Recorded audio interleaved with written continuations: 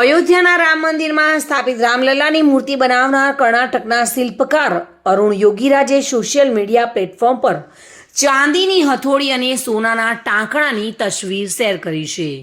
યોગીરાજે કહ્યું છે કે તેણે આ હથોડી અને ટાંકણાથી રામલલ્લાના નયન બનાવ્યા હતા.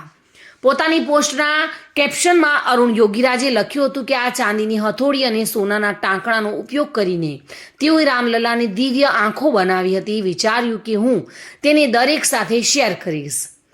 સંઘ સાથે સંકળાયેલા સંસ્કૃત અને સંગીતના આચાર્ય સુમધુર શાસ્ત્રી પથ્થરની મૂર્તિથી દેવતા બનાવવાની સફળના સાક્ષી રહ્યા છે.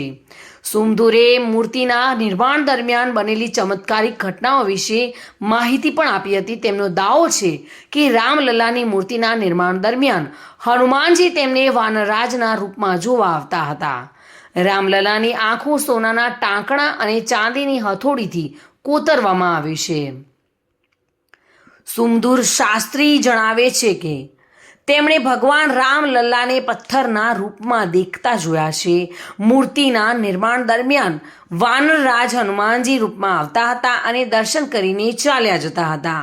આ ઘટના દરરોજ સાંજે 5:30 થી 6 કલાકના સુમારે થતી હતી. 23 જાન્યુઆરીએ જ્યારે રામલલ્લાનો અભિષેક કરવામાં આવ્યો હતો અને રામ ભક્તો માટે મંદિર ખોલવામાં આવ્યું હતું, તે દિવસે પણ હનુમાનજી રામલલ્લાના દર્શન કરવા માટે વાનરરાજના રૂપમાં ગર્ભગૃહમાં પધાર્યા હતા.